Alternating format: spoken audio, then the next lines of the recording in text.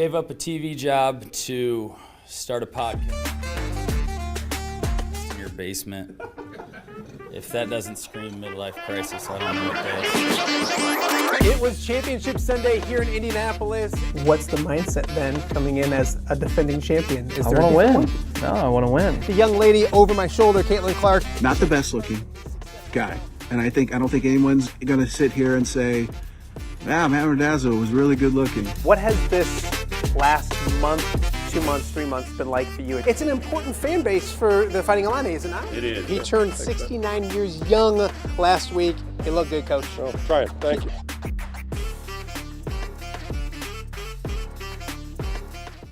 Welcome to Off the Air on a Tuesday here in the Quad Cities. It is Tuesday, April 22nd. Thank you guys so much for joining us. If you're tuning in live on YouTube, we appreciate that. Thank you very much. We are up over 1,000 subscribers, but if you haven't subscribed, we got room for plenty more. So hop on, get subscribed. It's an easy click of a button. If you are subscribed, tell a friend or two or 10 about what we do right here every day in the Quad Cities, every weekday at 10 a.m. Off the Air with Matt Randazzo. Plenty to get to each and every single day. Also, we are live on X as well. Over 3,200 people checked out the show on X yesterday. We appreciate that. Thank you for doing so.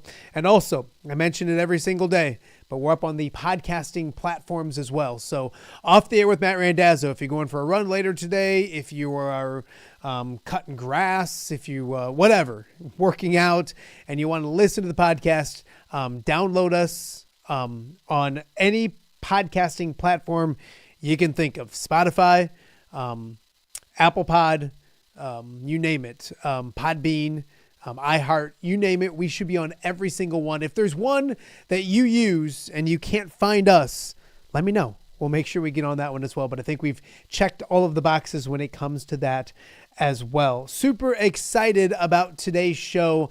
Coming up in a matter of moments, we're going to be joined by a young lady that I covered in high school for a long time, and I've gotten to watch grow and continue to cover at the college level. North Scott standout Grace Boffeli, who spent 5 years at Northern Iowa doing great things. Unfortunately, injured this past season, missed the entire season. She's recently hit the transfer portal, and she'll play her last season of college basketball at Creighton. Grace Boffeli joining us in a matter of moments. Super excited to catch up with her. When she was at North Scott, people asked me when I got out of doing TV, like what were my favorite players, teams, all that kind of stuff. One of my favorite teams I got to cover was that era of North Scott girls basketball. She won 3 state championships in 4 years. Her team did. She was a huge part of it. One as a freshman, one as a junior and a senior. We won't talk about that sophomore year. They were upset. They didn't even make it to state. They got upset before that. But 3 championships in 4 years. We'll talk about those memories of North Scott, her coaches there, all those kind of things. Going through an injury last year, and then what her future after basketball will look like. So Grace Boffeli joining us in just a little bit. After her, we got our good friend T-Roy joining us a little earlier today because it's NFL draft week. We're super excited about it. We had Scott Docterman on yesterday. If you missed Doc, go check that interview out. He talked about what the Bears might do, Vikings, Packers, even Lions. Talked about Caleb Johnson. Talked about Darian Porter. So got a lot of great information out of Doc. Scott Docterman from The Athletic, so go check that out. But the NFL draft kicks off on Thursday. Unfortunately, it's in Green Bay this year, not in the great city of Detroit, where the Mighty Lions showed out last year. But it should be a lot of fun in Detroit, or in Green Bay. So coming up in a little bit, T-Roy will have his last part of the mock draft, including the beloved Lions, and then we'll talk a lot about what's going to happen on Thursday. Because Thursday's a big day, not just for the NFL draft, but for this show as well. We'll get to that in just a second. Also coming up in hour number 2, Kyle Huesman from the Hawkeye Report will join us because the Iowa baseball team is the best team in the Big Ten. It's a great story. Rick Heller is doing an awesome job. They are doing great. They're 17-4 in the conference. They're 27-11, I think, overall. They're in action tonight against Western Illinois, but we'll talk to him about what's going right about Iowa baseball right now and it's got to be a ton of fun to cover. So Kyle Huesman on that. We'll talk a little women's basketball as well. So a lot to get to with Kyle Huesman in the second hour of the show. Speaking of women's basketball and Iowa women's basketball, a big announcement from the John Deere Classic this morning. Coming up, John Deere Classic week, the Tuesday of John Deere Classic, that's July 1st, Lisa Bluter will be at the John Deere Classic. It's Executive Women's Day, so it celebrates women in leadership roles. No better person to hear from than Lisa Bluter. So we'll hear more about that in the weeks ahead. But if you're interested, go get your ticket for Tuesday, Executive Women's Day, and check out Lisa Bluter, kind of celebrating women in leadership roles in sports, etc. So hats off to the John Deere Classic. Andrew Lehman and company continues to think of new innovative ways to get everybody out to the John Deere Classic. There's something for everyone. Great field, great concerts. Lisa Bluter. We'll see what he ends up doing on Wednesday. He's threw out a few names and all that kind of stuff. We need to catch up with Andrew Lehman. Maybe I can convince him if he's listening. I think he was going to stop by on Thursday to the draft party at Oscars. Maybe he can stop by and hop up and talk about the draft and a little John Deere Classic as well. We'll see. But anyways, hats off John Deere Classic. Great job. That thing is coming up very, very quickly. We'll talk a lot about the John Deere Classic in the next weeks and months ahead, of course, right here on Off the Air with Matt Randazzo. I do want to remind everybody, Thursday, we're taking this show on the road. If you would have told me 3 months after starting this thing, I'd actually take it out and do it on location someplace, I would have thought you were nuts. But we're going to give it a shot. And I think we can do it. We're going to be at Oscar's Pub in Bettendorf from 5 to 7. So on Thursday, don't look for the show at 10 o'clock. We're not doing it at 10 a.m. We'll do the show from 5 to 7 live from Oscar's Pub. We're inviting everybody to come on out. Pat Anger will be there with me. T-Roy will be with me. Plenty of other familiar faces, great drinks, some food. The NFL draft starts at 7 o'clock. So stop by 5 to 7, check out the show live, stay for the NFL draft, our first inaugural. I hate it when people say first annual. So our inaugural NFL draft party over at Oscars. T-Roy will be along a little bit for the last part of his NFL mock draft. But come join us on Thursday night, 5 to 7. Heck, come at 7:30. We'll still be there watching the NFL draft. So come hang out and have a good time. The NFL draft is just days away, and we are super excited about that. But we start today's show on the college basketball hardwood, catching up with a very familiar face who now has a new college home at Creighton.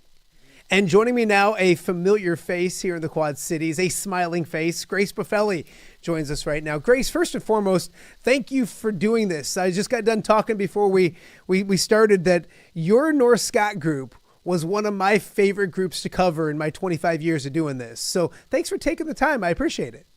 Thank you for having me. I'm excited. Yeah, we're going to talk a little North Scott in a second, but obviously some big news for you, heading to Creighton for your final season. Kind of talk about that process and what led you to the Blue Jays for one more season. Yeah, I made the decision about a week ago. This was a pretty hard decision since I've been at UNI for the past 5 years.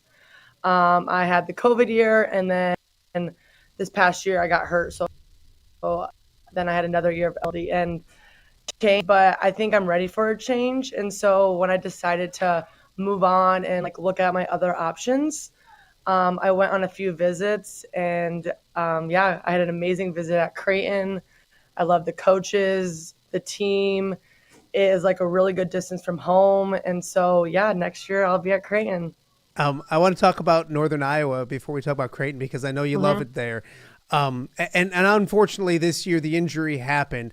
We'll start there. How are you health-wise? Obviously, you never want to go through something like that, but kind of talk about coming back out on the other side of it. How are you feeling health-wise? And I know it was a trying season for you, but you're smiling, so it looks like you're healthy. Yeah, this season was definitely not the easiest. Just because I thought this was going to be my last year playing with my roommates and stuff. I've been for the past 5 years. But life does happen. And so I think tomorrow marks 5 months since surgery. So I'm starting to like run, jump, and kind of do the normal stuff now, which is really nice. And so rehab and physical therapy is really good. I do about every day, morning before school or after school.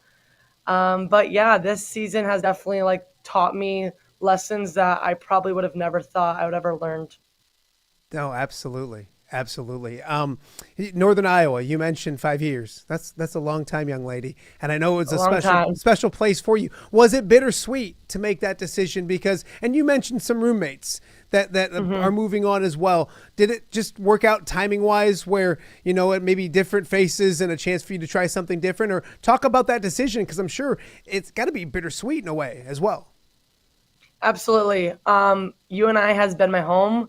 I've made amazing relationships with the coaches, and I've truly made my best friends at UNI. It was a tough decision, but I'm ready for a change. And not playing with my roommates next year was kind of a big determining factor. They have been with me through the ups and downs, and they're moving on. They're getting jobs, and so I decided to play one more year. And I just was like, this is my chance to play somewhere different, another opportunity. And yeah, I'm really excited. Okay, so I know so many people. It's weird now. The transfer portal used to be this like weird thing nobody talked about or didn't know what is the transfer portal like. Obviously, you're not in a portal, but did you, when you announced it, did you get? I'm assuming plenty of interest. So what was that like to say, hey, I'm gonna play one more year and I'm almost a free agent? What was that like? And it also probably had to be a little gratifying as well to know that people want a Grace Boffeli on their team. Yeah, so the day I went into the portal, it was the first day, and I was actually on vacation with my parents in Arizona visiting my brother. And it was a little overwhelming because you have people from all across the country like texting, calling, emailing. But I think the biggest thing was what I did was just kind of narrow it down like right away, so I didn't get too overwhelmed and like too stressed about it. Yeah, no, absolutely. You mentioned Creighton and why. Can you expand on that a little more? Because just the town that is, the way they embrace Creighton athletics and especially Creighton basketball for both the men and the women.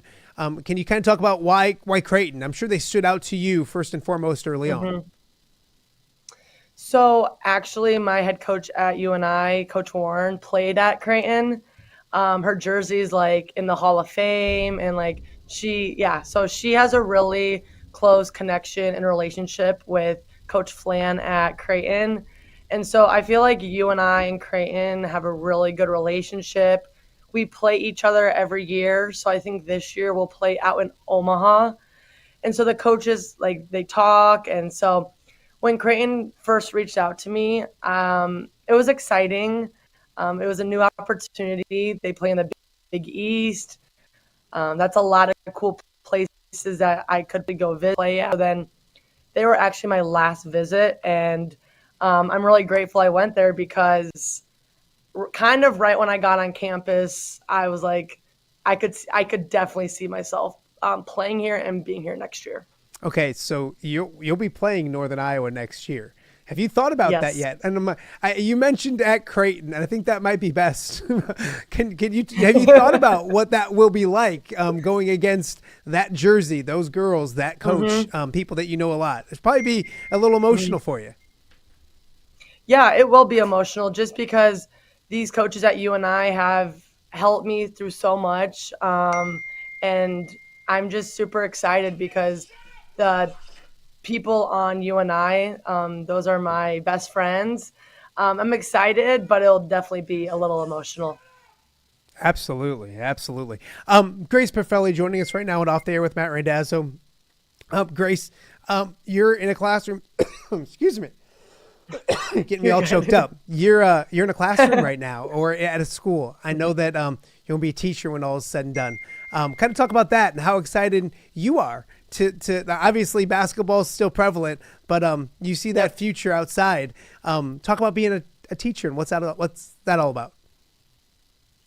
Yeah, since I was in high school, I kind of knew I wanted to be a teacher. I really like working with kids, And so right now I'm doing my student teaching placement, and I have 3 weeks left. So I think I'm done like May 14th. I'm doing 6th grade at an elementary school. And yeah, I'm just enjoying it.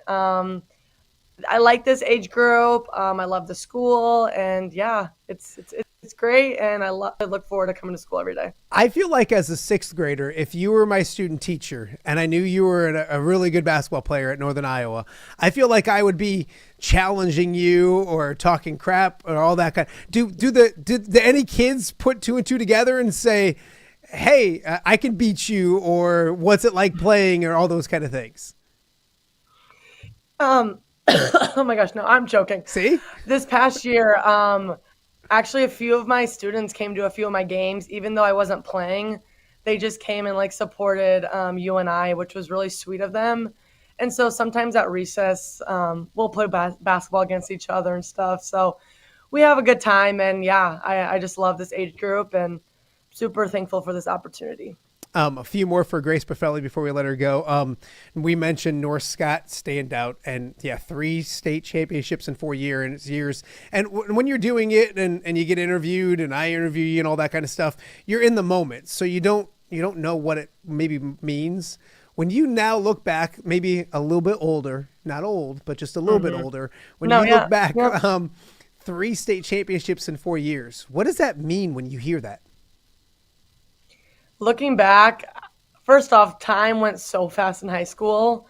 I truly wish I could just go back and like live a few days back in high school, just because like life was so nice, amazing in high school. But yeah, I think it's just so rare to even like win 1 state championship.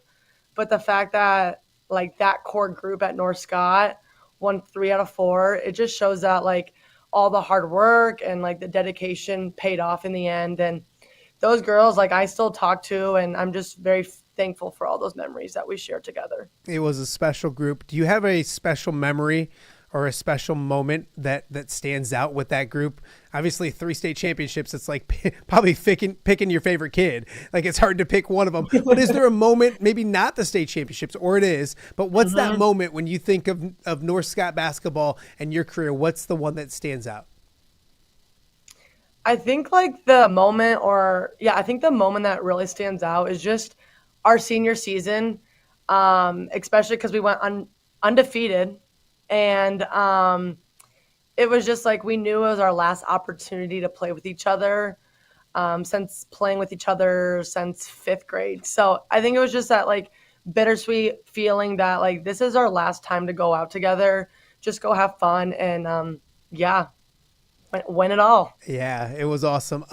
I remember the grocery cart games or the going to Lancer Foods. Yes, at the grocery store. Yeah, it was such a great community. Kind of talk about that because, and you got it at Northern Iowa and you're going to get it at Creighton, but you've been lucky to be part of not just good basketball teams or programs, but communities. And that's what North Scott's about. Yeah. At North Scott and then at UNI, I feel like I've had like an amazing experience with like the community and like the support, just like people coming to games or like even saying hi in public means a lot and stuff. And we truly would not be where we were without the community just cheering us on and supporting us throughout the seasons. Coach Case was one of my favorite people, is one of my favorite people. How instrumental was he in where you're at today? And also just that entire staff. I mean, he's the head of it or was the head of it, but that entire staff, coaching wise and Coach Case, because they laid a really good foundation, I think, for what you're able to do. Yeah, I have a really good relationship with Coach Case and Coach Ralston. I feel like those 2 people, I would not be where I am right now without them. They're the ones who pushed me every day in practice, but then at the same time, like wanted the best for me. So without them, I would not be where I'm at. And I'm just so thankful for our relationship. We still talk to this day. And yeah, I'm just super thankful for the coaches and the players at North Scott. Couple quick fun questions before we let you get back to work. Okay. Favorite MAC gym, and you can't say the pit. Favorite MAC gym, but the pit's obviously number one, right? So we'll just put that number one. It is number one. And then, so where's that other favorite place you went to go play in the conference? Bettendorf. Why is that? I don't know. I feel like it's just, I don't know. I think my answer is Bettendorf. Okay, I like it. What's your favorite rivalry when it comes to if you could play a team one more time in the MAC? PV. Because? Or Davenport North. Oh, okay. How did you do against those teams? Did you do pretty good? I feel like it was like 50-50. Just depends on the year. So that's why it was always like a toss-up. It was always a good game. Absolutely. If you could have dinner with one person in the entire world, sports-wise, non-sports-wise, who would you have dinner with and why? I think, I would like to have dinner with LeBron James. Okay. Now I got to ask you because I didn't let you say why. Please don't tell me he's the GOAT. Please tell me that you know that Michael Jordan's better than LeBron James. I just really like LeBron. Okay.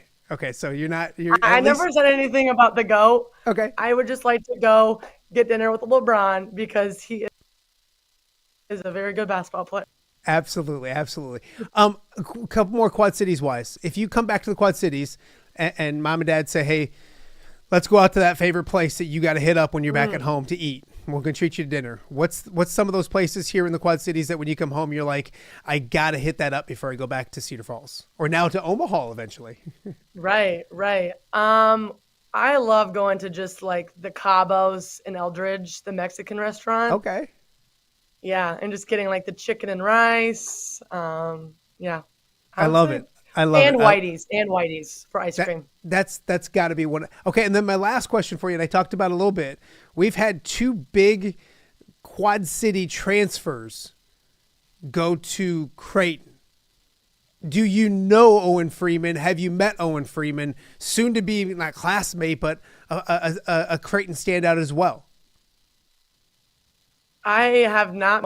I've heard of his name, but maybe next year I'll meet him because we'll both be a Blue Jay. There you go. Both of you guys will be a Blue Jay representing the Quad City area, one from North Scott, one from Moline. Hey, I know you have sixth graders to go yell at. Do you yell? I can't see you being a mean teacher.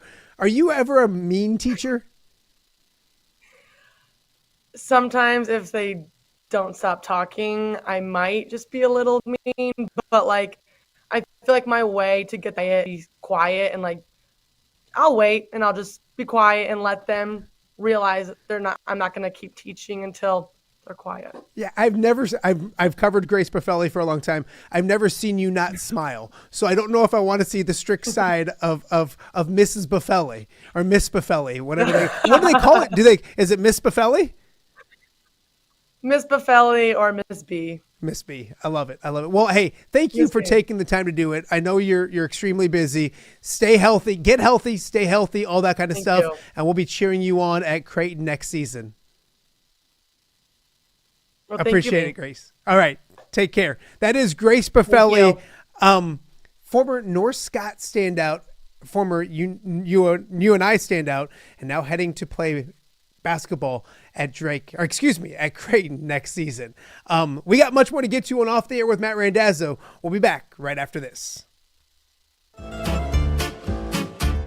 When it comes to quality, convenient pizza, Godfather's Pizza in Silvis has you covered. Featuring a beautiful dine-in area, delivery, and a carry-out window. Godfather's Pizza is that pizza you grew up with, not a convenience store. You see, at Godfather's Pizza, the dough is made fresh daily. That mozzarella cheese is shredded fresh and never frozen. And those toppings are abundantly piled high each and every time. Locally owned and operated since 2010, Godfather's is a huge supporter of local athletes right here in the Quad Cities. So come on by and check them out at 1211 Avenue of the Cities in Silvis. Order online at godfathers.com and reunite with that same delicious pizza you grew up with. Rafferty Funeral Home, dedicated to serving families in the Quad Cities since 2007. Hi, welcome. Here, come on in. An experienced staff plans each service to reflect the unique life and legacy of your loved one. Rafferty Funeral Home is proud to serve our community with dignity, respect, and compassion, helping you to celebrate your traditions and lasting memories no matter your faith, culture, or budget. Rafferty Funeral Home in Moline. Call today to discuss prearrangements. All right, be honest. Are you craving Hungry Hobo again? You know, that fresh sliced meat piled high on those amazing sandwiches, hot off the grill chicken and steak with all those delicious toppings, the biggest and best selection of baked potatoes, or simply some waffle fries dipped in cheese. Well, now that Quad City favorite is even easier to get. Download the Hungry Hobo app today. Order ahead, skip the line, and earn rewards all at the same time. There's Double Points Monday and exclusive specials as well. With 12 locations in the Quad City area, it's Hungry Hobo. Now even easier to find, but still hard to resist. Hey, Quad City parents, tired of the same old weekend routine? Well, listen up. Saturday night, April 26th, it's free youth jersey night with your Quad City Steamwheelers. The first 500 kids 12 and under score a free official Steamwheelers jersey just for showing up. That's right, free gear, big plays, and non-stop family fun. It's IFL football action and memories that'll last a lifetime. Grab your tickets now at steamwheelersfootball.com/tickets and make it a night your kids won't forget. Presented by Crawford Company. Please join us April 24th through May 3rd online for the 28th annual Chuck Long Charity Auction presented by Atlantic Bottling Company. This year's event features over 200 amazing items. The more bidders we have, the more money we'll raise for life-altering therapy for kids in need right here in the Quad Cities. So please bid high and bid often. Brought to you by these sponsors.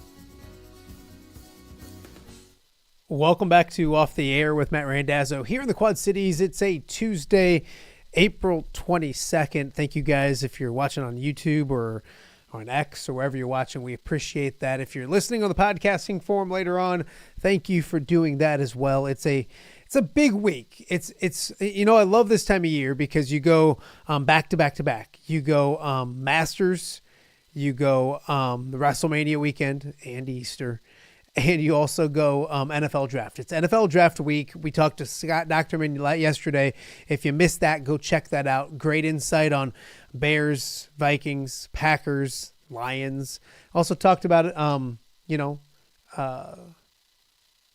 drawing a blank. Caleb Johnson. Thank you. Caleb Johnson and Darian Porter. So go check that out as well. But guys, let's be honest. When we want to know what's going on in the NFL draft, there's not a guy that has less connections in the NFL than our guy T-Roy. What's up, buddy? The countdown's almost here. It is, right? I mean, I am very excited. Like I told you last week, I think I'd like it better than any other time because I can actually be excited for my team who never makes the Super Bowl. You know what it's like. Yeah, been there. Yeah, and it's just fun to speculate. So I didn't catch what Dockerman had to say. Who did he have your Lions take, or did he have any suggestions? He didn't. He just talked about what position. It's really hard to do there. I want to get to them in a second. But yeah, he just kind of talked about needs. He actually mentioned the Donovan Jackson, the offensive lineman. He was a tackle, I think, at Alabama. Can kick inside and play guard, and then go back outside and play there as well. I want an edge rusher badly. So we'll talk about them here in a second. But T-Ray, we got to start because we've talked about it for weeks, but I got more people asking me about it. So I want to make sure people realize that it's this week. We will be at Oscar's Pub on Thursday, live from 5 to 7. There's that vicious looking Pat Anger from like 15 years ago, what he used to look like. But Pat will be there. Great drinks, got some food, kind of talk about Oscars because I'm nervous because I'm taking the show on the road for the first time. So I got my responsibilities on that end. And I know you're excited about what Oscars got set up for us on Thursday. Yeah, so we're going to be bringing in food from Jerry's. So there'll be wings and some other things. Gosh, Mark has a whole list of stuff. I can't even remember what he said. So we'll have that all set up for people to snack upon. And then the draft hits, and obviously a lot of nice cold drinks for everyone to consume and have a good time responsibly. Yeah. And I was thinking about this. I was watching your commercials before I came on air. The Steam Wheelers, man, that used to be one of the most fun tickets in town. Remember, Dude, they're fun again. I mean, not that they ever right? weren't, but they had over 6,000 people there for their last home game. We got them coming on tomorrow. Okay. It's Steam Wheeler Wednesday tomorrow. They got a battle of unbeatens on this weekend on Saturday. They're opening up the upper deck. They got great talent. It's always That's been awesome. exciting. And Yeah. you remember that. It's always been exciting Yeah. to go check it out. I don't want to say it's the rebirth because they never went away and they've always been really good. But this is one of the best Wheelers teams that I've gotten to see in a while. And there's a buzz about them. I'm pretty excited about it. There's a buzz. And Well, yeah, I got they the were helmet starting out to. here. So that's big time. Nice. Well, they were starting to get some momentum going again, and then COVID hit, kind of shut that year down. But back when they first hit, I believe I was lucky enough to know the team chiropractor at the time, so I got really good seats Nice. for year one, and then after that, I bought my own season tickets. So it was and I was really close. I had a blast, man. I think I had those for like 3 seasons. Yeah, I loved it. So I'm like, when T-Roy, I just saw your ad, I'm like, God, that reminds me like 20 years ago when we young might- skinny me was out just gallivanting in the Quad Cities. Oh man. a younger, handsomer, less gray in the beard. Wow. T-Roy, is that a thing? Yeah. There was no beard on that T-Roy. He was just skinny. Yeah. Just a skinny guy. Well, and maybe you, me, and a few others need to get together one of these weekends and go check out a Wheelers game. I'm just saying. I would love it. I think I got to get my kid. She needs to learn about Wheeler football. No, it's a blast. And like you mentioned, the good seats, I mean, they're right on top of you. I mean, they literally can end up on your lap. So it's a ton of fun. No, I'm loving what the Wheelers are doing. It's a good segue to talk about. I mean, tomorrow is Wheelers Wednesday, so I'm excited about that as well. But we got the NFL on our mind, T-Roy. So I want everybody to come on out to Oscars on Thursday. We'll talk about it again at the end. But Pat Anger is going to be there. I'm trying to convince Andrew Lehman, the John Deere Classic tournament director. I talked to him last week. I think he's going to stop by. Oh, but nice. now I'm starting to call him out on air.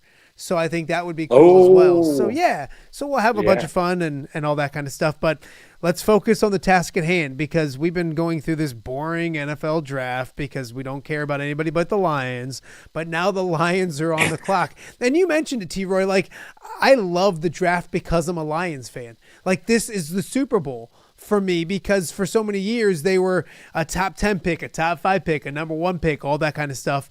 It's weird for me because they're not now. They're number 28. They've drafted really well to get into this position. I've been waiting for this for weeks. When you look at my beloved Detroit Lions, the Honolulu Blue and Silver Warriors, I like to call them. What do you see them at number 28?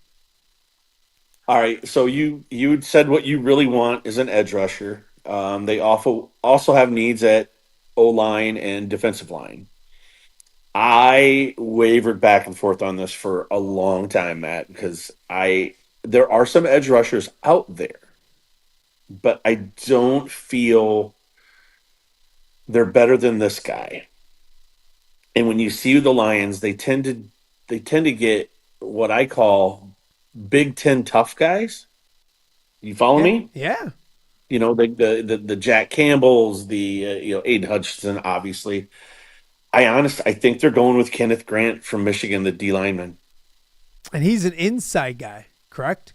Yes. Yep. An interior defensive line. And I mean, he's a monster. I think he's like 6'4.5", 313 pounds, something like that. I mean, or maybe he's 331. I might be looking at a different stat here, but I mean, he's plug the hole, but I think he can also get to the quarterback. Yeah. So I know you want an edge rusher, but it doesn't hurt to have a guy like Aaron Donald. I don't hate it. I'm not trying to compare him to Aaron Donald, but Aaron Donald got to the quarterback too. Yeah. So no, and they lost to Lee McNeil late last year, and he's a really good defensive tackle. He just signed a huge contract, but he tore his ACL. He's not going to be back till September. Or I'm not September, excuse me, October. He's probably going to miss the first 4 weeks of the season at least, and he's coming off a torn ACL. So, and they need help in the inside. So I definitely don't. And they're a little older. DJ Reader's inside. So to kind of give them, and Levi Onzarika is another one of their tackles who's on a 1-year contract. So I definitely can see it. And that's the thing. If he's the best player on the board, Brad Holmes will pick him. It doesn't matter. They don't draft for need. And I know you have to look at need, but like if they're the best guy, if somebody who's really good falls to them, here's the thing, and I'm going to get too Lionsy for a little bit. He will trade up. He will trade down. You know, he traded up to get J-Mo. He traded up another time. I can't think. Last year to get Terrion Arnold. He traded down and ended up getting Jahmyr Gibbs. He loves the Alabama guys. That's why I kind of like the Donovan Jackson, I think is his name, the kid, the guard. Yeah, he's out there. So and then on my top, I did like the top 41. I just kind of ranked the top 41 on here. Why 41? I think I had like, where did you come up with that random ass number? Because that's what fit on my paper. I love it. But Kenneth Grant, I had him at 21 for you know top available guys, and then Donovan Jackson 34. Yeah. So I along those lines of what you're saying, I'm like, I feel he clicks that box of best available. But like you said, I don't factor in any of the trades. But you're right; they've been very smart with their trades on draft day. And they've taken, advantage of it. Obviously, a little bit of an upset in the playoffs last year, but that team's still solid, man. You don't have anything to worry about, Is it? I'm cranky because like Washington's going to draft after us, and like the Eagles are going to draft after. I mean, I want to be 32. I want to be 32. I won't be 32, but that's okay. And like you said with Kenneth Grant, like that's not inside's not a glaring need, but it's the best player. Like it's the best player at a place that they can use them. And so, and the other thing that the Lions have done, God, I love talking Lions on the show. My friends have told me not to do it a lot, but I get you. It's your day, another buddy. thing they've done is like, they can't sign everybody. Like they've drafted so well that Hutch is coming up. Kirby Joseph and Brian Branch are coming up. Jahmyr Gibbs are coming up. Sam Laporte is coming up. Now, I'll ask you about this. I don't know if you heard about it, so you might not even know. But there are rumblings now that J-Mo is on the trading block, like now, because he's run into some problems. He's not been the best boy off the field. Nothing crazy, nothing bad. Right. But he's taken a little bit more to develop. Had a great year last year. But they're looking at all these contracts coming up, and they're going to have to pay him big in 2 years. I don't think they trade him because they're winning now and they want to win now. But that would be interesting to see somebody like that available on draft day. And that's what makes draft day cool. You never know who's going to suddenly be on the block and stuff like that. Yeah, you're absolutely right, and I think if you think back to like I always think back to my Cowboys of the '90s, and you think back to one draft pick that they had that helped solidify that franchise. Obviously, you get the Aikman, Emmett, and Michael Irvin, the big three, But there was one draft pick that people might not forget, and I believe he might have been first overall. The way they got this pick, Russell Maryland. Yeah. Defensive lineman, and that played a huge part into what Dallas did back then. I really like this pick for you guys. I think he's the way to go. I love it. And then moving on to your Commanders. Yeah, easy. They've had. I know. The Commanders have a lot of need at the O-line as well. I don't think they take your Jackson, so I think if you do make a trade, Jackson may be available in that second round. Yeah. No, I would love to see it, but they'd have to trade up to get him in the second round. And it's just, yeah, for sure. Okay, so Commanders, what do you got for us? I have them with needs in interior line and offensive tackle. I have them taking Gray Zabel, the interior lineman out of North Dakota State. I love him. I think he's really good. And obviously North Dakota State's been producing a lot of guys, even from back when Kleiman was a coach, and then They had Matt Entz as their coach, who's now, I believe, he's something with the defense at USC now, right? I think that's so. where he went. Yeah, I think Yeah, so. he went. Well, 2 Waterloo guys, by the way. So just throwing out that us Waterloo guys. So, but yeah, I think I hate the Commanders. You know that. No, I I get you. literally hate the Commanders, but I have to like what they're doing now. That they got rid of their terrible owner. There's no way for Dallas to get rid of the terrible owner, but the Commanders did, and they seem to be on the right track. I like their head coach. You got to love their quarterback. Scary Terry. They have weapons. They just need to get some help on that O line, and maybe in the second round they can add a few weapons or something like that for their quarterback, for their young quarterback. They picked up Deebo Samuel in the offseason as well. So see if they can re-energize him. He's a little. I'm skeptical to see if he's. I mean, they talk about tread on the tires in the NFL, and while he might not be that old, like they used the heck out of him. They used him at running back, and they used him at wide receiver. Yeah. So I'll be interested to see where that goes. Is Jaden Daniels like a for sure superstar? And the reason why I say that is because he feels to me a little bit like CJ Stroud last year, where everyone year 2 for CJ Stroud was like, this guy's amazing. And while CJ Stroud wasn't bad last year, he took a step back. And I'm curious to see what the sophomore year is like for Daniels as well. I don't think he's bad. I think he'll end up being good. And this will piss off Bears fans. I like saying it. But I think he's better than Caleb Williams and will be better than Caleb Williams. And they should have taken Caleb Williams. But can he take a step back as a sophomore? I thought that Jaden Daniels, in my eyes, he was the better quarterback coming out of the draft last year. I was high on Jaden Daniels. So was he, had his year and he was great. And by the way, Caleb Williams wasn't bad. No, he did not have a bad year if you look at his numbers. But no, I don't think he takes that step back for 2 reasons. I think Washington has a better coach than the Texans.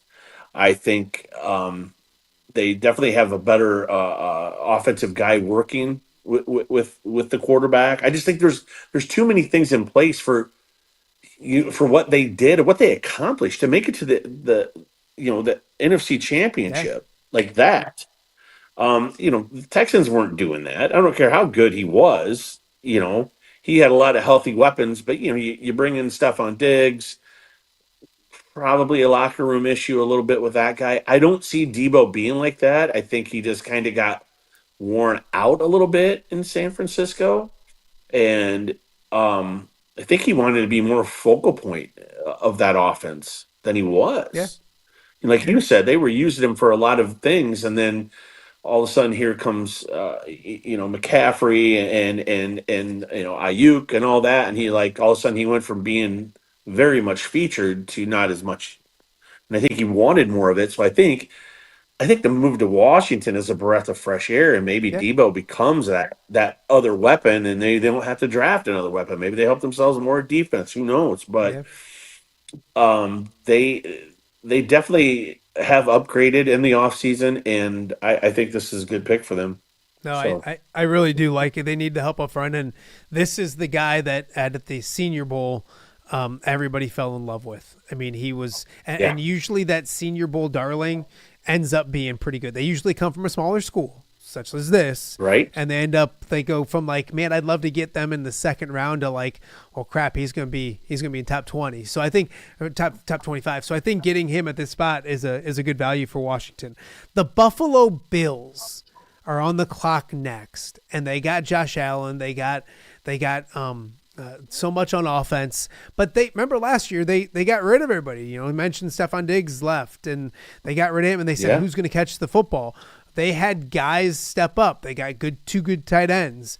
Do you get another weapon for Josh Allen? Well, I don't think so because they drafted the rookie wideout last year. I think they're going to allow him to mature a little bit more. I think what their needs are across the board, everywhere, defensive line, corner, or edge rusher. They were a terrible call away from probably being in the Super Bowl, right? Yep. I mean, and I do like what the NFL is doing with the new line judging, don't you? I think it's about time they have the technology, Yes. and they're always the leader in that. Um, God, I wish baseball would get the head out of their butts, right? I mean, I get so angry watching an umpire influence a game in baseball that it just irritates you. And when it happens in football, it seems like they address it the very next year. Yeah. Like the tush push became this very popular thing, and I want to say it was Stink was on a show talking about it, and he was basically saying, listen, it should be illegal because it's not legal for the defense to try to block a field goal by pushing someone in the butt. Yeah. To assist in that, he goes, so it's the same thing in essence. So I and I know everyone's, oh, you just hate it because the Eagles did it. No, I don't hate it. It doesn't matter. I think if you're looking at it from a true standpoint of rules, yeah, it makes sense. You So, hate but the yeah, Eagles. I do hate the Eagles with every ounce of my being, everything. But yeah, so back to the draft pick.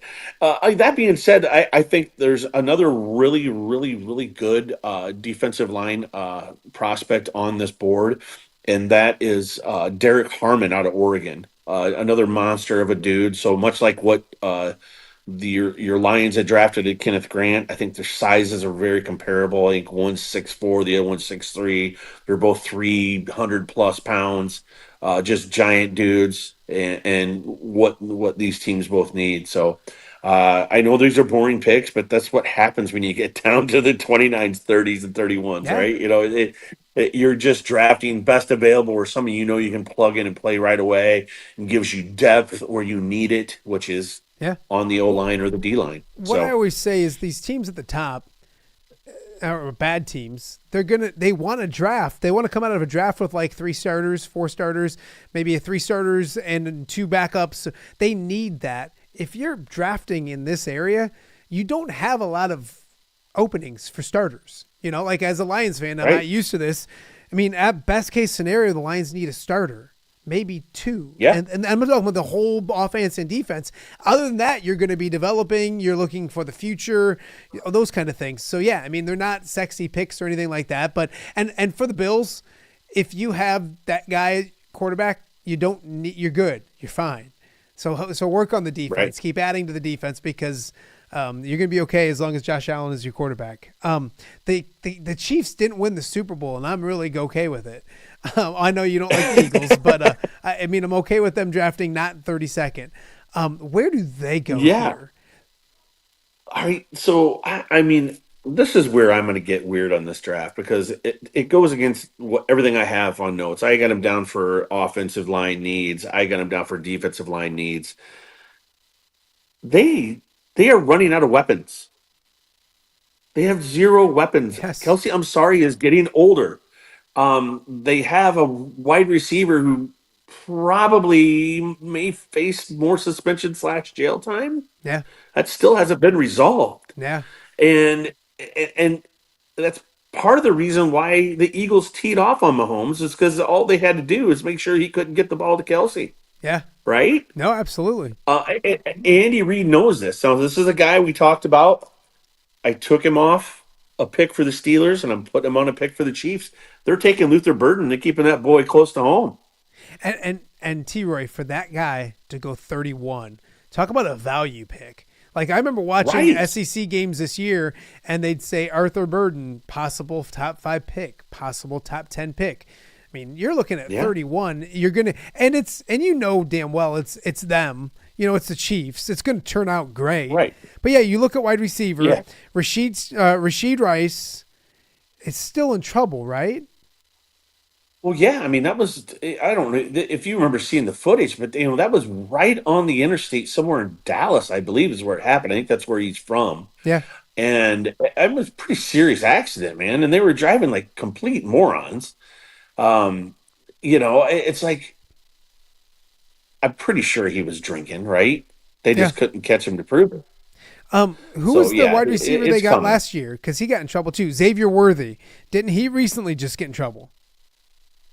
Yeah, I think you might be right. Didn't he get suspended for PEDs, or am I thinking of somebody else? I'm looking as we speak. He was arrested March 8th for assault.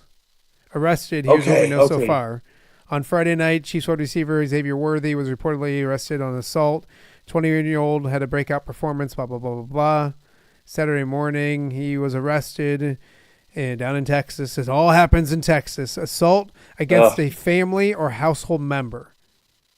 So I don't know where it all went. I should do more research with it. But bottom line is, whether he's freed up or not or whatever, there's probably a few red flags when it comes to trouble with the law and all that kind of stuff. So, you got to think, would they take a tight end?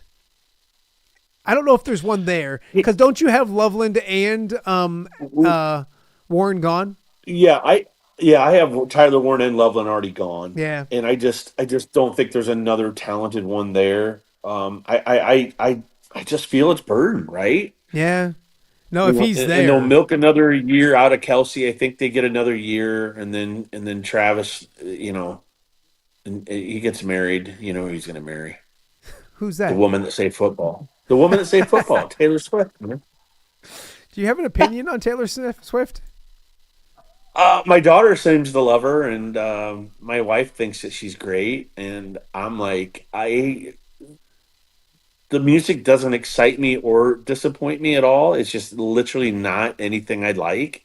Yeah. Like I just, I just think back to like some of the greatest bands of all time, like the Beatles, who just quit touring. I'm like, yeah, if you would put the Beatles out on a tour in 2025 and they were all, 19 years old or whatever they were when they first hit the scenes, I'm like, they destroy those numbers. Yeah, It's what I honestly feel that. So, and I don't think she's a terrible music talent. I mean, she is talented. And in that, but is she the greatest ever? No, but I young just don't girls need to seem see to her all love the her. time. I just don't need to see her all the time during football games. That's my only thing. I don't hate her or anything like that. I know people love her, blah blah blah. No, I don't either. But I get it. She's drawing eyes to the sport by who she's dating. I mean, that's 100% it is. No, But I mean, there's people that know nothing about football that are watching just because, oh, Taylor Swift's going to be there. I'm like, oh, boy, it is what it is. Take it. The NFL is like, yeah, we'll eat it up because their numbers jumped because of her. So that's exactly what's happening. Absolutely. T. Roy joining us right now on Off the Air with Matt Randazzo. We have gotten to the last pick of your .08 mock draft, and if you're wondering why it's .08, is because everything's better with a little alcohol, including this mock draft. Your beloved Eagles pick at number 32. Don't you get just ticked off that they're the champs again? Well, Yeah, it was funny. I saw a clip by Emmitt Smith, and he was like, it pisses him off. He goes, it pisses me off that they're better than that. The Dallas let this slip. He goes, it's terrible. This organization needs to fix it. I'm like, yeah, we do. Thank you, Emmitt. Thanks for talking. What do the Eagles do, Matt? We talked about this probably 2 or 3 times during our segments together. What do? They draft people from Alabama, and they draft people from Georgia. Yep. Right? And there got to be people there. The best guy available, little linebacker. You might have heard of him, Jahad Campbell, linebacker out of Bama. I think he's really good. That's who they're taking. I do. He is really good. I don't know. I hope he doesn't get to them because I think he's really, really good. He's fast. He can get to the quarterback. All of those kind of things. Yeah, he's good. Yeah. So, Eagles keep eagling. I mean, when they got our beloved Hawkeye last year, my heart just sank. I wanted him in Dallas so bad. Yeah. And the fact that he slipped to the second round was a travesty. But I was proud to watch him have an interception return for a touchdown in the Super Bowl. I mean, I can't even lie to you that I was actively cheering for a Philadelphia Eagle in the Super Bowl. And it felt weird. But just a great moment. But this pick is easy for them, and they're a team that's going to be down a little bit. They can't sign everybody either. They're in the same boat as your Lions, right? Yeah, they've lost some guys, so it'll be interesting to see. But they did lose a lot of people on that defense. So I think this will help them at least hopefully fill a gap. Well, I hope So. I hope Mr. Campbell, Jihad, not the beloved Dan Campbell here. I hope he flops miserably. I hope he does horrible. So, okay, give people some background because you've done this before. What's the best you've done on one of these? So it would have been the final year of us doing the podcast show, radio show. So I don't think this would be the first time I've done it in 2 years. So I didn't do the 24 draft or the 23 draft. So the 22 draft of the top 50 guys taken, and I think that year I drafted out to 52. So of the top 52 guys that I had down being drafted, 42 of them got drafted in the top 52. That's not bad. So and that year, some guy on the NFL Network got 40 of 50. So I'm like, you know what? I did pretty good. I'm like, some guy so not we'll see named how I do T-Roy. this year. Fingers crossed. I only did 32 this year. We'll see how I did. I love the fact that I asked you why 41, and you said because that's as many. That's as much room as I had on my paper. Take that, Mel Kiper. That's draft analysis. You don't get places. All right. Move over, Mel Kiper. T-Roy's in the house. Yeah. Do you have any nugget for me today? Any fun little... I got a nugget for you. I love it. I got a nugget for you. This Lay it is on going to me. be a brain teaser. Okay. Rob Gronkowski. And the reason this brought up, I had to watch the roast of Tom Brady over again the other night. You said And had to. Did you have to because you didn't want to? You say that as if somebody made you sit down and watch it again. Well, no, I popped up Netflix and it just popped in my suggestions. And I'm like, oh God, I got to watch that again. Good suggestion. I'm like, yeah. And I'm like, I laughed out loud watching it again, like just in tears again. I mean, some of the things, and Nikki Glazer's set was absolutely the most phenomenal set. And there's things she said that I can't say on air with you. But the joke she said about her boyfriend and Brady, I had me in tears. Yes. The Gronk with the money, So good. and there was a few other guys that were very good. Kevin Hart did great. Yeah. I really loved it, but it just got me thinking about Gronk, and I'm like, everybody makes some fun of him for being a big dummy, but God, was he a really good football player, right? Yeah. So I looked up. I came across a Gronk stat. Okay. He is the only tight end in history that had more of a chance to score a touchdown per game than the other top six. And I want you to name the other top six. He was likely to score a touchdown, 0.65 touchdowns per game of his games played. Okay. So whenever he played a football game, there was a better chance of him scoring a touchdown than not scoring a touchdown. Yes. Every guy below him did not have a better chance, but can you name the top six? In NFL history. Yeah, to score a touchdown in a game. These are all tight ends. Tony Gonzalez has to be on the list, right? Tony Gonzalez is number 4. He's 0.41 touchdowns per game. Okay. So, all right. Well, let's go with we I think a good tight ends. Is Travis Kelce on the list? Number 2, 0.46. Okay, so Kelce. Is George Kittle on the list? Is not. George. Dallas Clark is probably on the list. He is not. Man, I'm feeling. Is like not Mike Singletary, Mike Ditka on the list? No, think more 2000s and on from here on out. So nothing too old. Yep. Gonzalez is a guy. Shannon Sharp.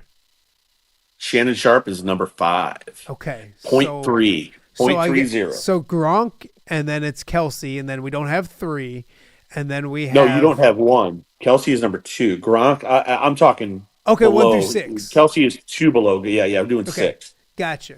So I don't And have. Gronk, so we're doing 2 through 7. I'm Gotcha. sorry. I should have been. No, better you're with good. you. You're Sorry. good. So I got 3 of them, right? 4. Yep. You got 3. 3 more. Gosh darn it. Dallas Clark's not one of them. Why am I blanking on tight ends right now? Sam Laporte is not one of them. God bless him. Not yet. I'm thinking Iowa. I'm thinking former Hawkeyes, but Kittle's the best. No former Hawkeyes. I'll give you a hint. Think 2 of them are former basketball players. Oh, and I know who you're talking about too. Gosh darn it. He played for the Chargers. Yes, sir. Antonio Gates. He Antonio is number Gates, thank you. one behind. He's 0.49. Yep, that makes sense. We said Shannon Sharp. Who else played basketball? I'll tell you where he played basketball at. If it helps you. He was a Hurricane. It's not gonna help me. What? Jimmy Graham. Oh, yes. Yeah. 0.45. Gosh, that's a no-brainer. And you're I'm only one missing other. the last one.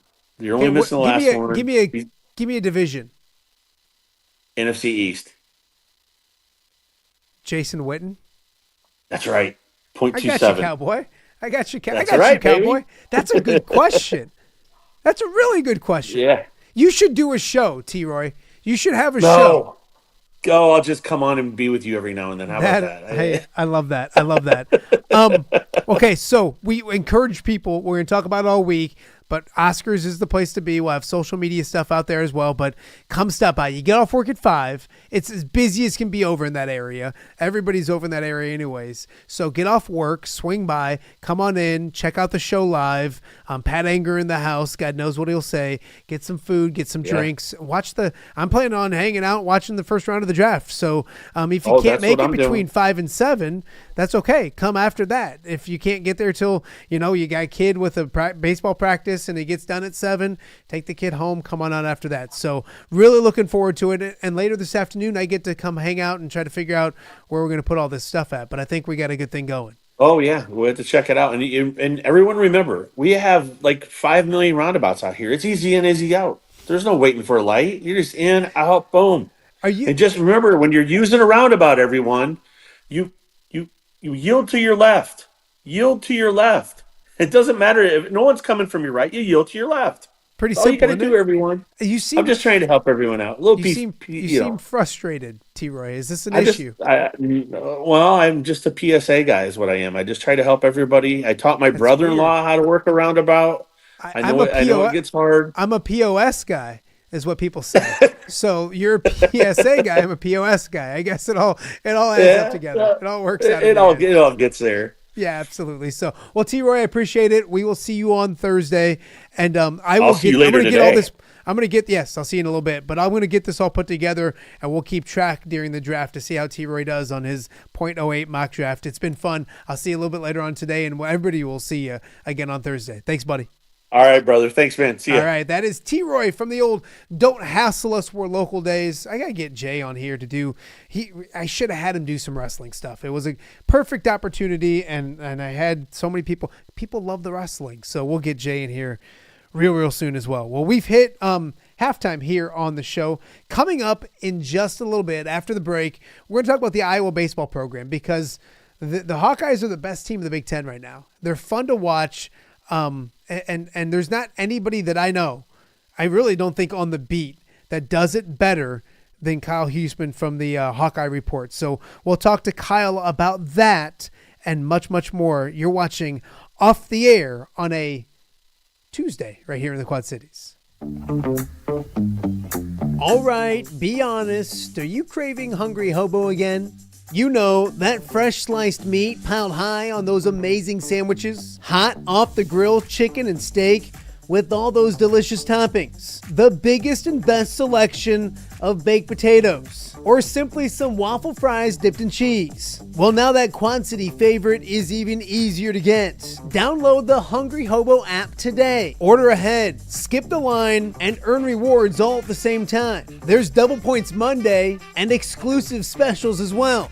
With 12 locations in the Quad City area, it's Hungry Hobo. Now even easier to find, but still hard to resist.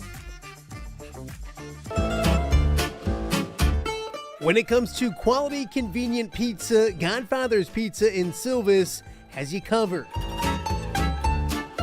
Featuring a beautiful dine-in area, delivery, and a carry-out window. Godfather's Pizza is that pizza you grew up with, not a convenience store. You see, at Godfather's Pizza, the dough is made fresh daily. That mozzarella cheese is shredded fresh and never frozen. And those toppings are abundantly piled high, each and every time. Locally owned and operated since 2010, Godfathers is a huge supporter of local athletes right here in the Quad Cities. So come on by and check them out at 1211 Avenue of the Cities in Silvis. Order online at godfathers.com and reunite with that same delicious pizza you grew up with. Hello, Dan Pearson here of FCA. Our team is thrilled to support Off the Air with our good friend Matt Randazzo. We share the view of the power of sport when it comes to relationships, including the influence of the coach. FCA believes the coach is the most influential person in America. Matt celebrates local coaches and athletes. His content is informational, insightful, and inspirational. Our Fellowship of Christian Athlete team loves partnering with Off the Air with Matt Randazzo while we engage, equip, and empower coaches and athletes in our 23 counties. FCA, the heart and soul in sports. View from the West, the podcast covering Illinois high school football. It's going to be a hard-hitting game. It's going to be great football. Weekly analysis and reaction from around the western side of the state of Illinois. This is the game we had circled when the year started. Follow along on YouTube and subscribe wherever you listen to podcasts. It's big-time football out there tonight, and I know we can play big-time football. View from the West. We got you covered.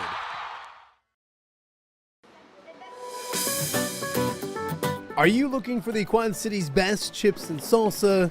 There's only one dude to turn to. Right on. Snoop. Hand-cut chips, fried fresh with that crunch you've come to love. And the most addicting salsa with delicious fresh ingredients each and every time. Pick up your chips and salsa, queso, enchiladas, and much more at the Stern Center in Rock Island. To place your order, simply call the man himself. It's Snoop at 309-314-8197 and find out for yourself what the rest of the Quad Cities already loves. I love that music. Welcome back to Off the Air with Matt Randazzo here on a Tuesday in the Quad Cities, Tuesday, April 22nd. Thank you guys so much for joining us. If you're watching us live on YouTube, we appreciate that.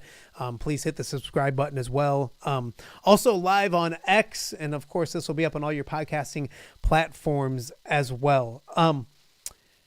You know, we've talked about him a lot, and before the season, we had our good friend Kyle Huesman on to talk about, we were probably talking about Iowa women's basketball, but we also had an entire show where we or segment, not show, but we talked about the Iowa baseball team. And I hate to like pat him on the back too much, but I got to give credit where credit's due, Kyle. A lot of the things that you chatted about, and I actually went back and listened to it, a couple nights ago. Maybe it was late last week. You were pretty spot on. Kyle Huesman from the Hawkeye Report joining us right now. And you've gone from a fun Iowa women's basketball season, just transitioned into what a ride it's been for the Iowa baseball team. Before we get going, first and foremost, welcome. How are you? Everything good? Have you caught your breath?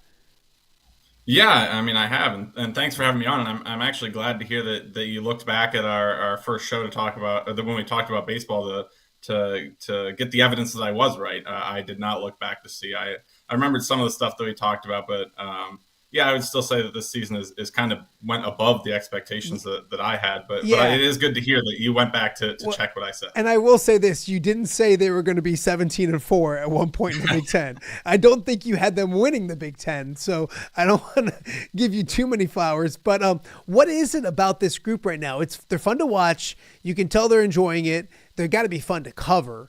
What is it about this baseball team right now that you love?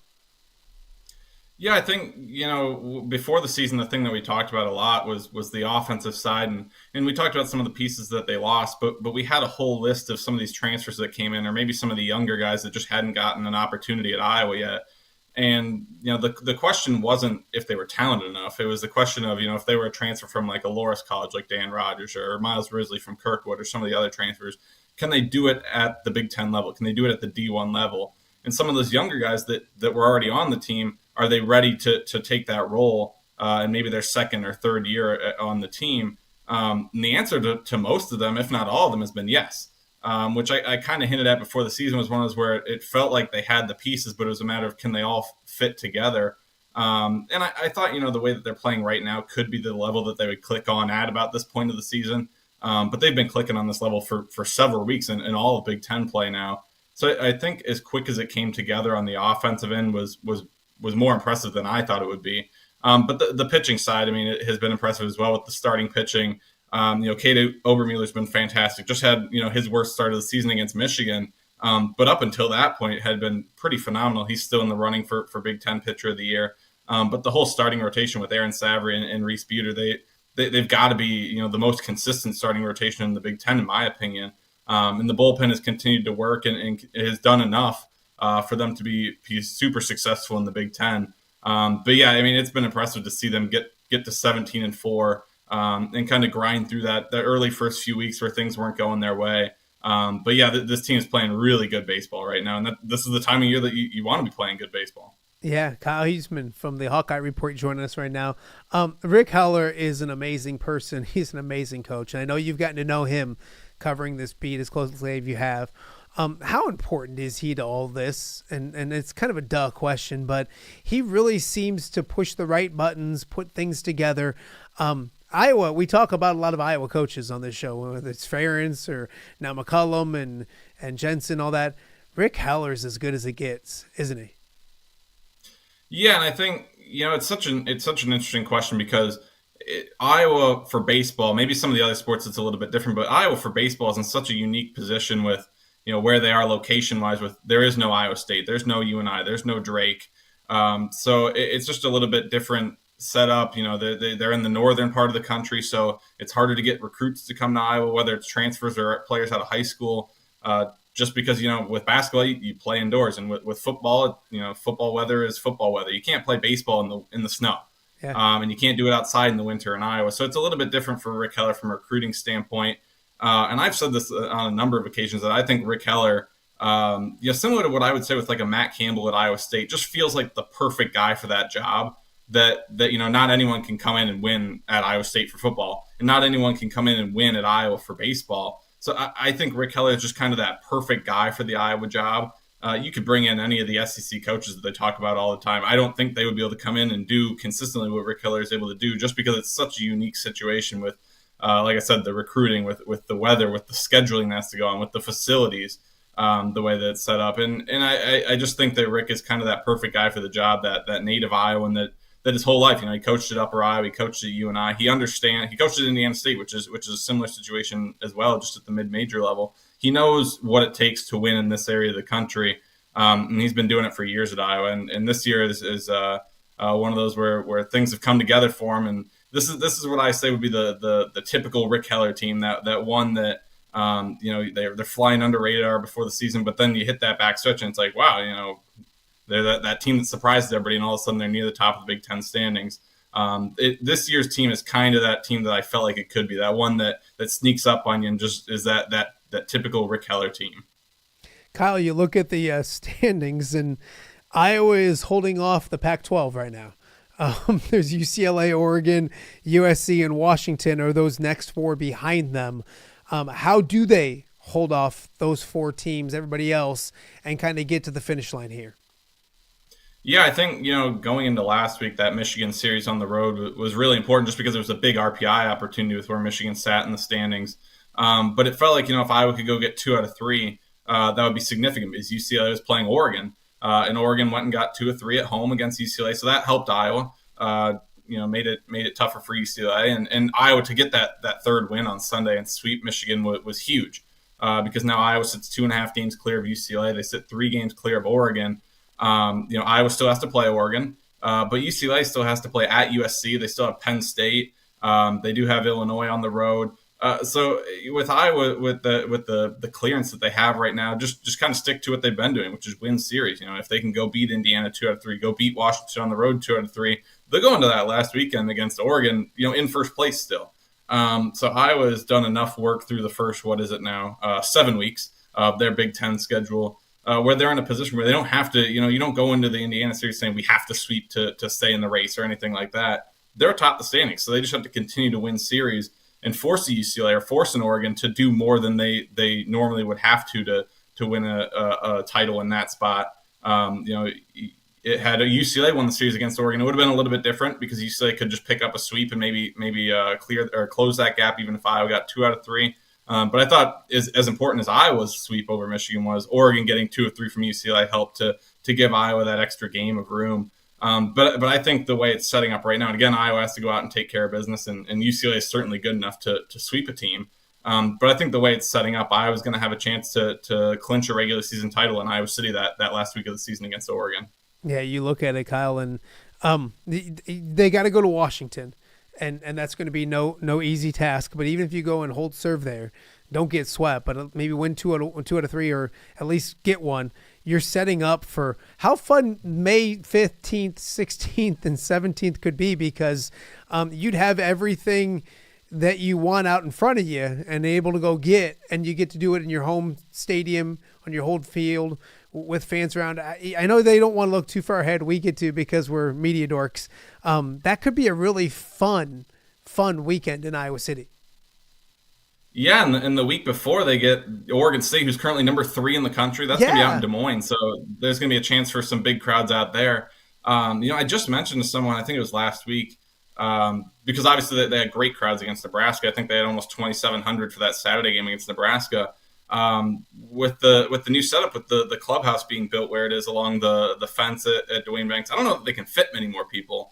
And I threw out the idea. I said, if I was trying to clinch a regular season title for the first time since 1990, it's just almost hard to describe how important that would be and how historic that would be to clinch a regular season title in the Big Ten.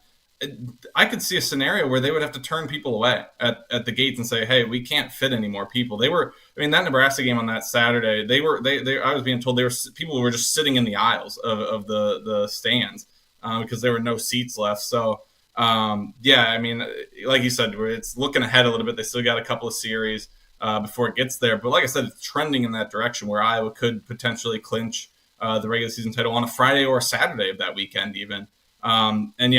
Seeing what it was like for that Nebraska series, I would expect it to be at that same level, if not maybe even another level above in terms of environment. And it was fantastic for that Nebraska series.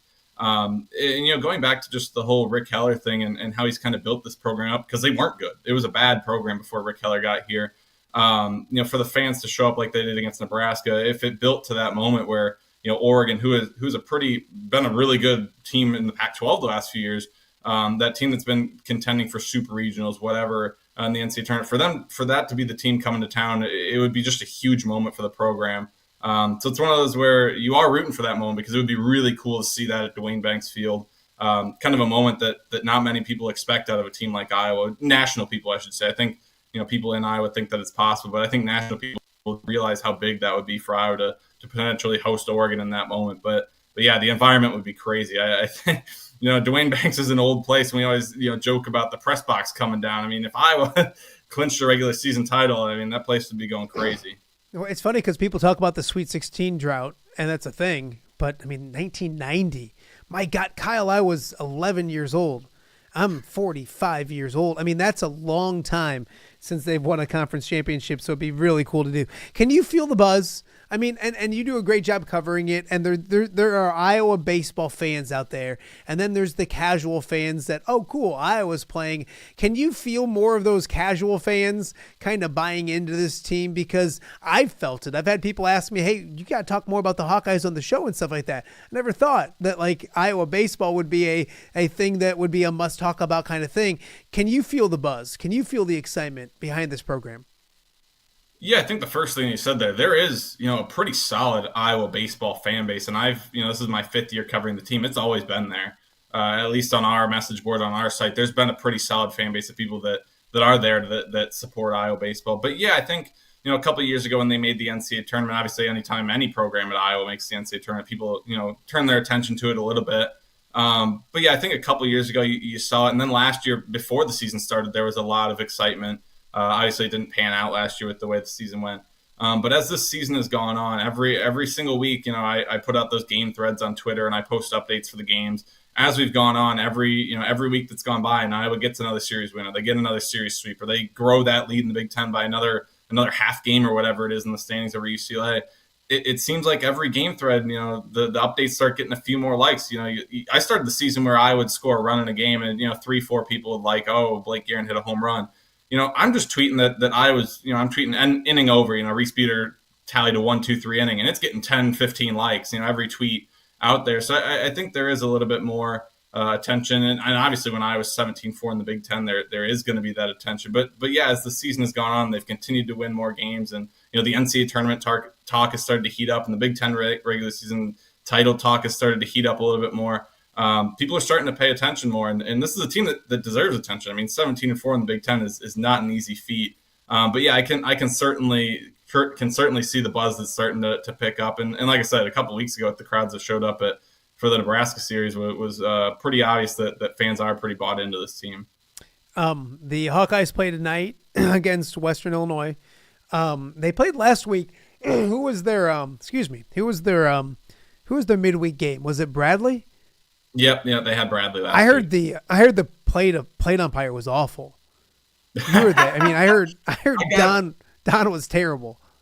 I was back home this weekend at my parents' house for Easter, and my dad knows Don Umland, and I was telling him, I said, I got to ask Don next time I see him, why do umpires, when there's a 3-0 count and the pitcher hasn't hit the zone, why does the strike zone expand and they give the pitcher a couple balls off the plate for a strike? Because Don's I can't say that I could be an umpire, and Don does a good job, but he did have a couple, because we have TrackMan up in the press box. There were a couple 3-0 pitches that I was like, man, that was not a strike, and he was given to him. So, but he's not the only one. All umpires always do it for some reason. 3-0 count, they give the pitcher a little bit off the plate, and I've always wondered that. So next time I see Don, I gotta ask him about that. No, it's funny. He always tells me after every game his stats. They keep their stats on they send it to him. Yeah. And it's weird because it's always good. I always say, hey, how was your games over the weekend? And he's like, never any complaints. So I was like, oh God.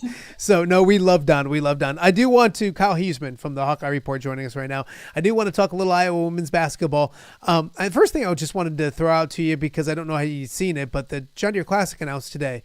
Lisa Bluter will be at the John Deere Classic on Tuesday for a what is it? So I don't say it wrong. Executive Women's Day, celebrating women in leadership.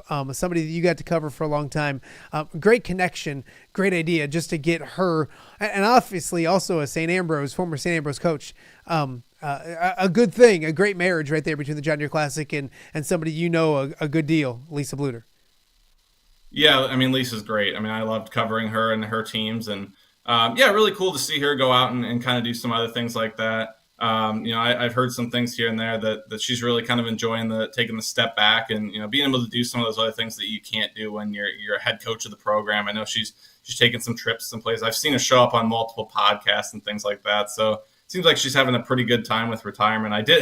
I ran into her one of the first couple of home games after the USC one, and I was joking with her about when I see her on TV or see her at games, she looks like she was struggling on the sideline. She said, yeah, it's just, I said, it looks like you're realizing what it's like to be a fan. She said, yeah, it's like crazy to not be a part of it and not have any say in what's going on. But I do think she's enjoying retirement, and really cool to see her to do that, because like you said, St. Ambrose, she was there for a while. So to see her kind of go back to the Quad Cities where she was for quite a while and do something like that would be really cool. And obviously, the John Deere Classic has done a good job with former Hawkeyes, and with Caitlin Clark getting to play.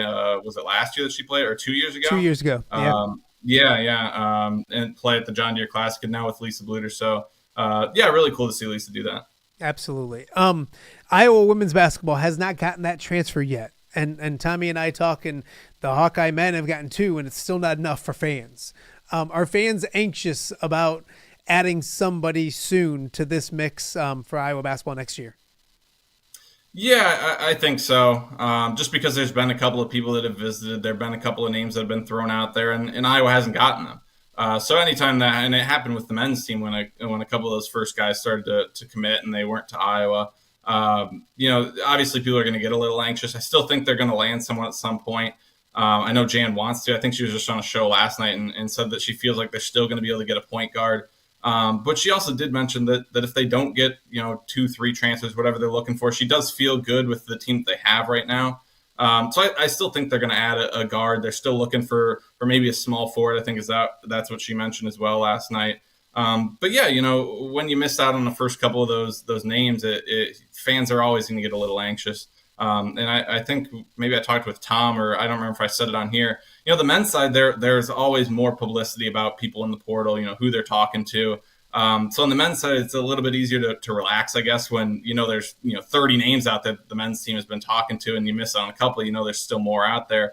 The women's side is not as publicized as much, so it's not surprising to see that the fans get a little bit more anxious when there aren't as many names being publicized. But they're still bringing, they're still contacting people and doing what they can to try to bring in a transfer.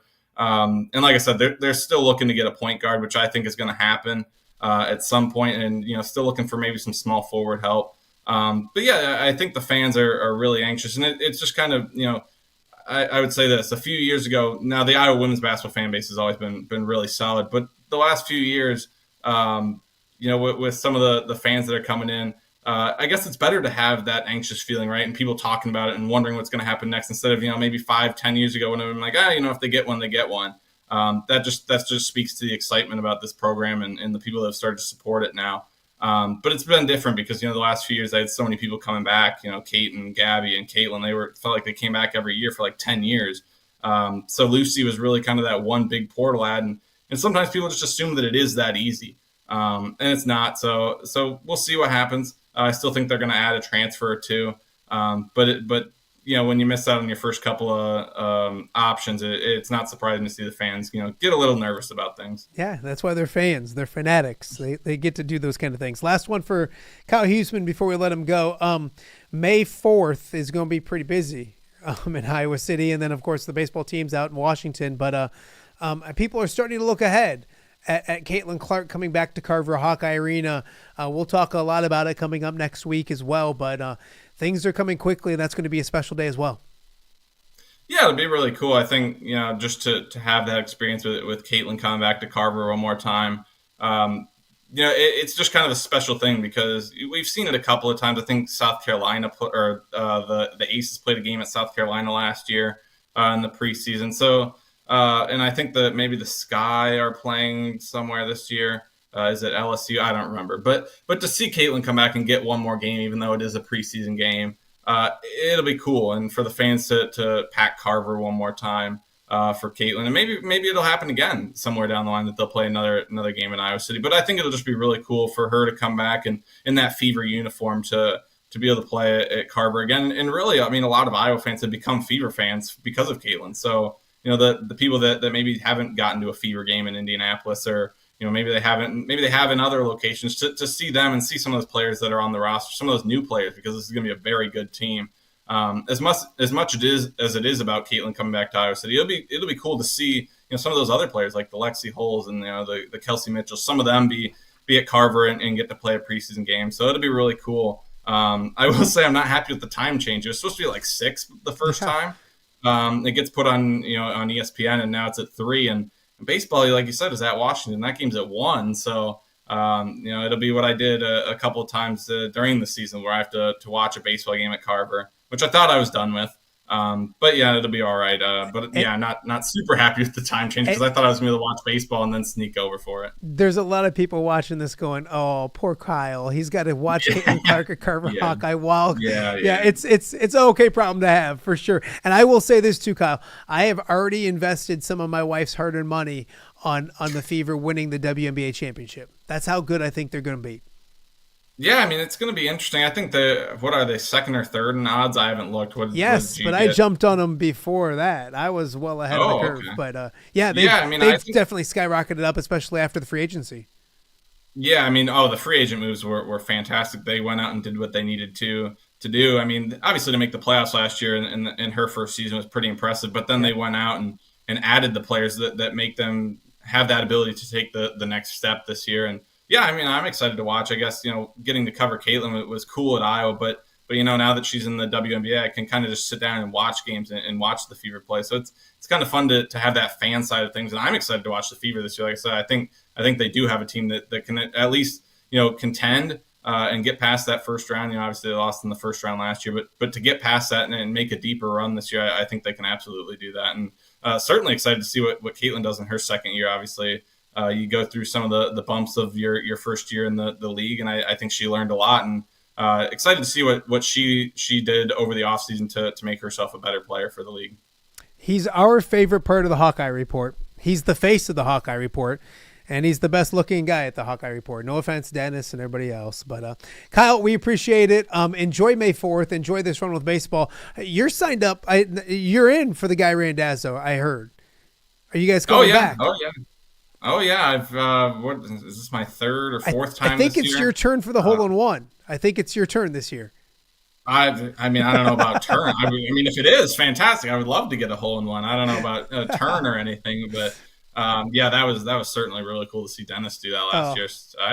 I'm just hoping I play well. It's always that I saw the commercial when I hopped on for Snoops. It's always that hole with the chips. I always just blast the drive on that par four. So as long as you get back and then a little later you might be blasting other things after Snoops, but that's a whole different story. So on that note, Kyle, get out of here. We'll let you go. We'll talk to you again real soon. Always appreciate you.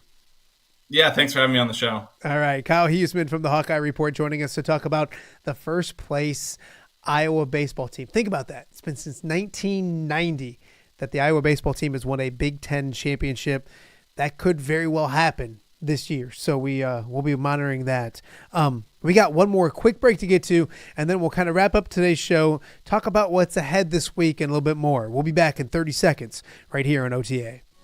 Please join us April 24th through May 3rd online for the 28th annual Chuck Long Charity Auction presented by Atlantic Bottling Company. This year's event features over 200 amazing items. The more bidders we have, the more money we'll raise for life-altering therapy for kids in need right here in the Quad Cities. So please bid high and bid often. Brought to you by these sponsors. Welcome back to Off the Air. You just saw the promo. I want to talk about it for a second. Coming up here this week is the Chuck Long Charity Auction. It goes online. It starts online Thursday morning really early, extremely early, like at 12:15 in the morning, and it'll go until May 3rd. And so many great items. There's great items every year. Coming up tomorrow on the show to get ready to kick things off, the one and only Chuck Long will be joining us on the show, along with Angie Peterson, who does a fantastic job at the Children's Therapy Center. So join us tomorrow. We'll talk about what items are up for bid. And we just mentioned Caitlin Clark. There's several Caitlin Clark items in this auction that you need to get your hands on. A lot of women's basketball stuff, men's basketball stuff, football stuff. There's literally something for everybody. So tomorrow on the show, Chuck Long will join us to talk about that, along with Angie Peterson, and then we'll talk some football with the Iowa great quarterback, Chuck Long. So that is tomorrow. Also tomorrow is Steam Wheeler Wednesday, so we are jam-packed already for tomorrow. A big show. We'll add some more to it over the next 24 hours. And then again, a reminder, on Thursday, we will be live from 5 to 7 over at Oscar's Pub. Please stop by. Come say hi. Pat Anger will be in the house as well. So come on out, get some food, get some drink, check out the show live, and then watch the NFL draft live from Green Bay, Wisconsin. Those Packer fans are going to be so excited. So do that on Thursday night. We'd love to see as many people out there as possible as well. So also, we want to thank today's guest, Grace Boffeli, former North Scott standout. Great career at Northern Iowa. Will play her last season of college basketball next year at Creighton. We wish her the best of luck. Also, T-Roy here talking about the big day coming up on Thursday over at Oscars, and of course his mock draft. And then Kyle Huesman, always a great guest, talking about the Iowa baseball team and a little Iowa women's basketball as well. So it's a busy, busy week right here on Off the Air with Matt Randazzo. And I do want to mention, coming up next week, Kirk Ferentz will join us on Off the Air with Matt Randazzo. So a lot to get to. I can't thank you guys enough for watching each and every day. 3+ months into this, and I I think things are going okay, which is a good thing. And first and foremost, or last but not least, I should say, we want to thank some of our amazing sponsors for allowing this to happen each and every day. Thank you guys for watching Off the Air with Matt Randazzo.